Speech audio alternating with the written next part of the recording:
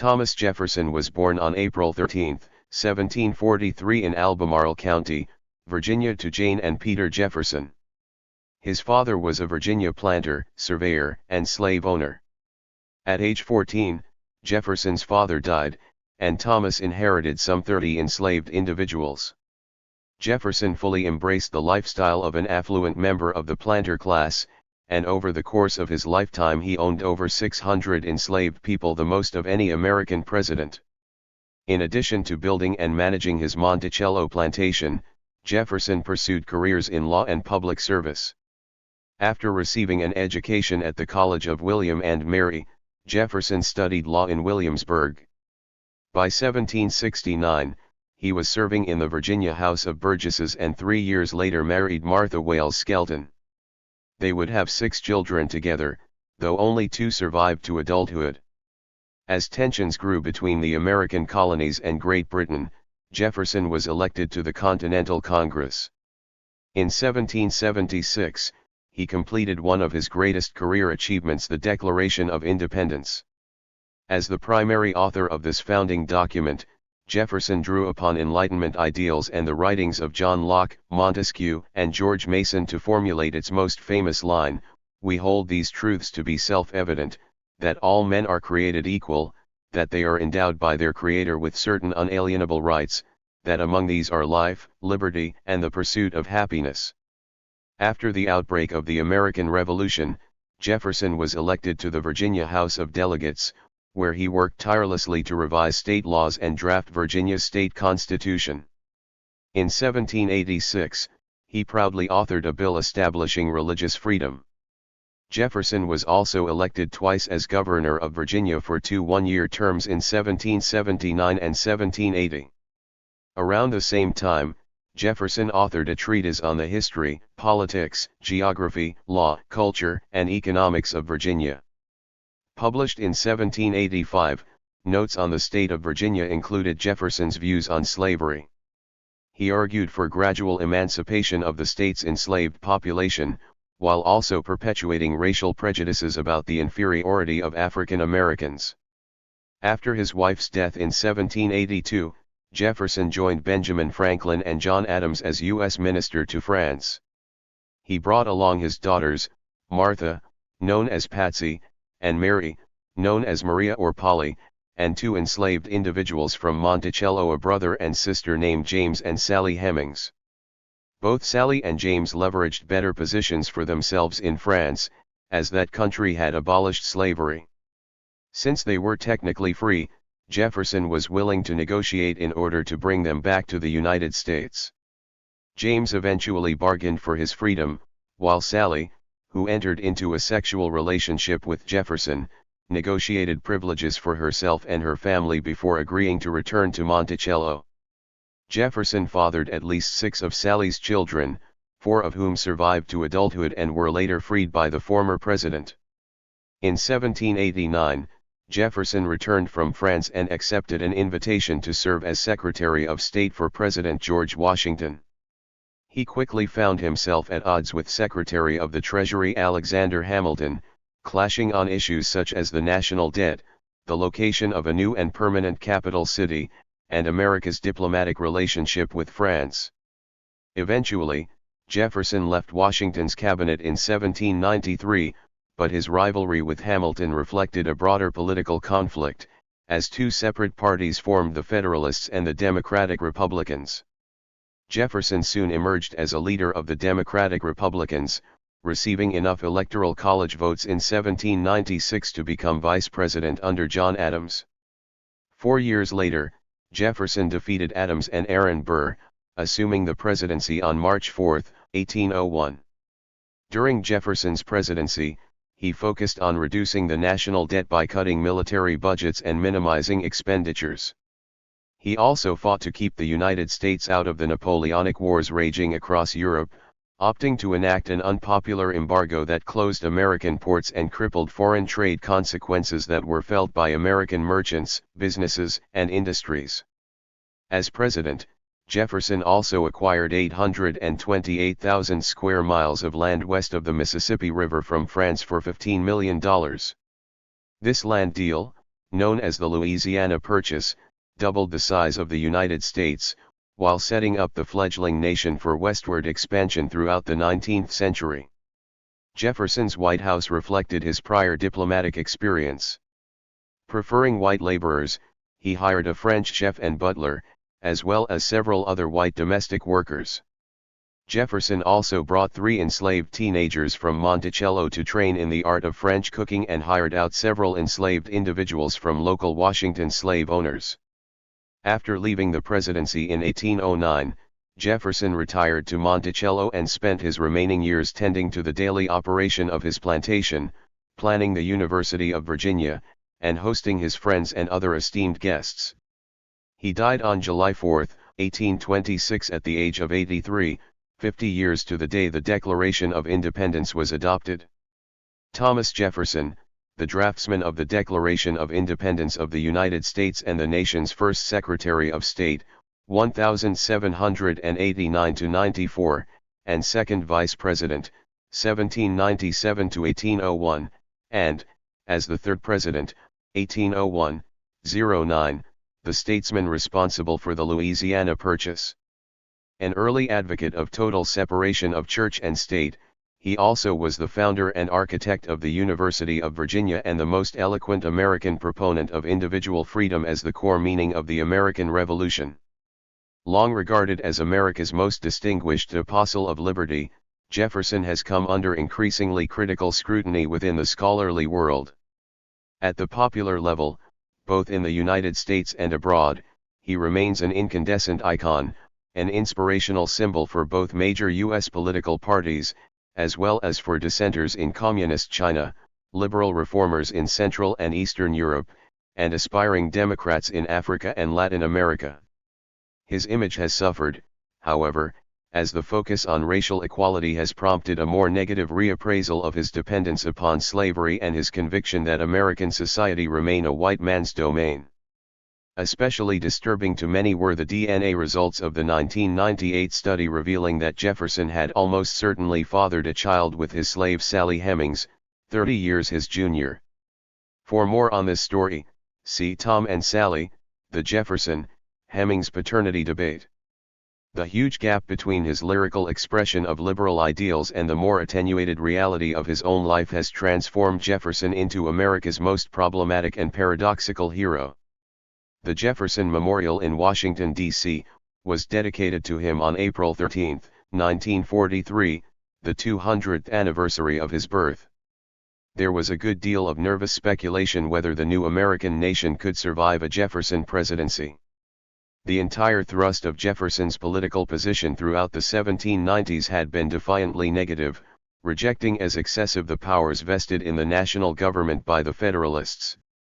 In his Virginia Resolutions of 1798, written in protest of the Alien and Sedition Acts, he had described any projection of federal authority over the domestic policy of the states as a violation of the spirit of '76 and therefore a justification for secession from the Union. This became the position of the Confederacy in 1861. His Federalist critics wondered how he could take an oath to preserve, protect, and defend the Constitution of the United States if his primary goal as president was to dismantle the federal institutions created by that very document. As he rose to deliver his inaugural address on March 4, 1801, in the still unfinished capital of the equally unfinished National Capitol on the Potomac, the mood was apprehensive. The most rabid alarmists had already been proved wrong, since the first transfer of power from one political regime to another had occurred peacefully, even routinely. But it was still very much an open question whether, as Lincoln later put it, any nation so conceived and so dedicated could long endure in the absence of a central government along Federalist lines. The major message of Jefferson's inaugural address was conciliatory. Its most famous line, "We are all Republicans, we are all Federalists," suggested that the scatological party battles of the previous decade must cease. He described his election as a recovery of the original intentions of the American Revolution, this after the hostile takeover of those ancient and sacred truths by the Federalists, who had erroneously assumed that a stable American nation required a powerful central government. In Jefferson's truly distinctive and original formulation, the coherence of the American Republic did not require the mechanisms of a powerful state to survive or flourish. Indeed, the health of the emerging American nation was inversely proportional to the power of the federal government, for in the end the sovereign source of Republican government was voluntary popular opinion, the people, and the latent energies these liberated individuals released when unburdened by government restrictions. In 1804 Jefferson was easily re-elected over Federalist Charles Cotesworth Pinckney, winning 162 electoral votes to Pinckney's 14. Initially, at least, his policies as president reflected his desire for decentralization, which meant dismantling the embryonic federal government, the Army and Navy, and all federal taxation programs, as well as placing the national debt, which stood at $112 million, on the road to extinction. These reforms enjoyed considerable success for two reasons. First, the temporary cessation of the war between England and France for European supremacy permitted American merchants to trade with both sides and produced unprecedented national prosperity. Second, in selecting Albert Gallatin as Secretary of the Treasury, Jefferson placed one of the most capable managers of fiscal policy in the most strategic location. Gallatin, a Swiss-born prodigy with impeccable Republican credentials, dominated the cabinet discussions alongside Madison, the ever-loyal Jefferson disciple who served as Secretary of State. Actually, there were very few cabinet discussions because Jefferson preferred to do the bulk of business within the executive branch in writing. Crafting language on the page was his most obvious talent, and he required all cabinet officers to submit drafts of their recommendations, which he then edited and returned for their comments. The same textual approach applied to his dealings with Congress. All of his annual messages were delivered in writing rather than in person. Indeed, apart from his two inaugural addresses, there is no record of Jefferson delivering any public speeches whatsoever. In part this was a function of his notoriously inadequate abilities as an orator, but it also reflected his desire to make the office of the presidency almost invisible. His one gesture at visibility was to schedule weekly dinners when Congress was in session, which became famous for the quality of the wine, the pell-mell seating arrangements, and informal approach to etiquette, a clear defiance of European-style decorum. The major achievement of his first term was also an act of defiance, though this time it involved defying his own principles. In 1803 Napoleon decided to consolidate his resources for a new round of the conflict with England by selling the vast Louisiana region, which stretched from the Mississippi Valley to the Rocky Mountains. Although the asking price, $15 million, was a stupendous bargain, assuming the cost meant substantially increasing the national debt. More significantly, what became known as the Louisiana Purchase violated Jefferson's constitutional scruples. Indeed, many historians regard it as the boldest executive action in American history. But Jefferson never wavered, reasoning that the opportunity to double the national domain was too good to miss. The American West always triggered Jefferson's most visionary energies, seeing it, as he did, as America's future, the place where the simple Republican principles could be constantly renewed. In one fell swoop he removed the threat of a major European power from America's borders and extended the lifespan of the uncluttered agrarian values he so cherished. Even before news that the purchase was approved reached the United States in July 1803, Jefferson dispatched his private secretary, Meriwether Lewis, to lead an expedition to explore the new acquisition and the lands beyond, all the way to the Pacific. If the Louisiana Purchase was the crowning achievement of Jefferson's presidency, it also proved to be the high point from which events moved steadily in the other direction. Although the Federalist Party was dead as a national force, pockets of Federalist opposition still survived, especially in New England. Despite his eloquent testimonials to the need for a free press, Jefferson was outraged by the persistent attacks on his policies and character from those quarters, and he instructed the attorneys general in the recalcitrant states to seek indictments, in clear violation of his principled commitment to freedom of expression. He was equally heavy-handed in his treatment of Aaron Burr, who was tried for treason after leading a mysterious expedition into the American Southwest allegedly designed to detach that region from the United States with Burr crowned as its benevolent dictator. The charges were never proved, but Jefferson demanded Burr's conviction despite the lack of evidence. He was overruled in the end by Chief Justice John Marshall, who sat as the judge in the trial. But Jefferson's major disappointment had its origins in Europe with the resumption of the Napoleonic Wars, which resulted in naval blockades in the Atlantic and Caribbean that severely curtailed American trade and pressured the U.S. government to take sides in the conflict. Jefferson's response was the Embargo Act, 1807, which essentially closed American ports to all foreign imports and American exports. The embargo assumed that the loss of American trade would force England and France to alter their policies, but this fond hope was always an illusion, since the embryonic American economy lacked the size to generate such influence and was itself wrecked by Jefferson's action. Moreover, the enforcement of the Embargo Act required the exercise of precisely those coercive powers by the federal government that Jefferson had previously opposed. By the time he left office in March 1809, Jefferson was a tired and beaten man, anxious to escape the consequences of his futile efforts to preserve American neutrality and eager to embrace the two-term precedent established by Washington. During the last 17 years of his life, Jefferson maintained a crowded and active schedule. He rose with the dawn each day, bathed his feet in cold water, then spent the morning on his correspondence. One year he counted writing 1,268 letters, and working in his garden. Each afternoon he took a 2-hour ride around his grounds. Dinner, served in the late afternoon, was usually an occasion to gather his daughter Martha and her 12 children, along with the inevitable visitors. Monticello became a veritable hotel during these years, on occasion housing 50 guests. The lack of privacy caused Jefferson to build a separate house on his Bedford estate about 90 miles, 140 kilometers, from Monticello, where he periodically fled for seclusion. 3 architectural projects claimed a considerable share of his attention.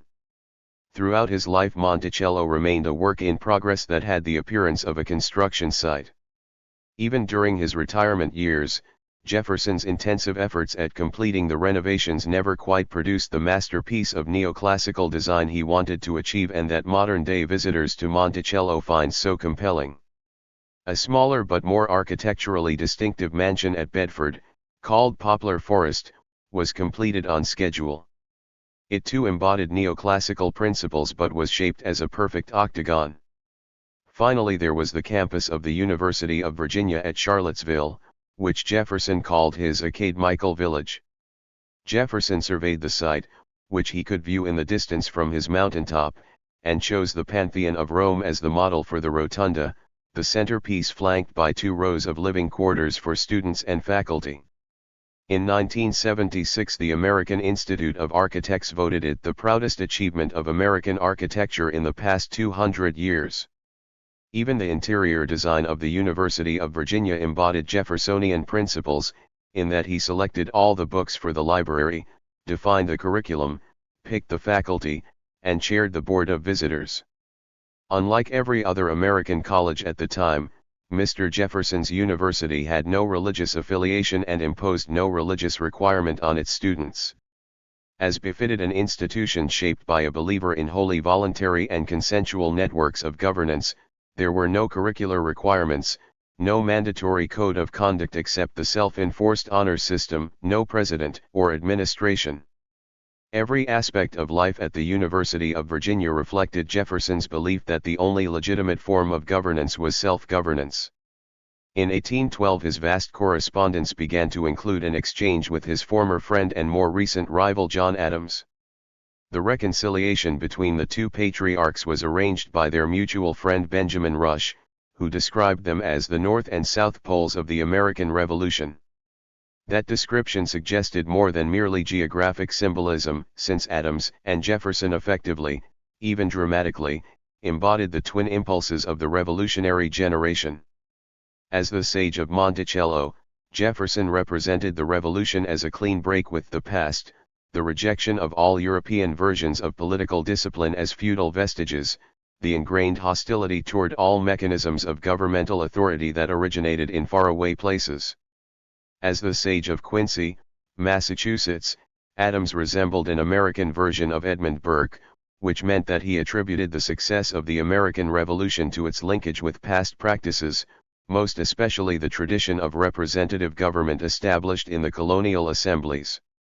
He regarded the constitutional settlement of 1787–88 as a shrewd compromise with the political necessities of a nation-state exercising jurisdiction over an extensive, eventually continental, empire, not as a betrayal of the American Revolution but an evolutionary fulfillment of its promise.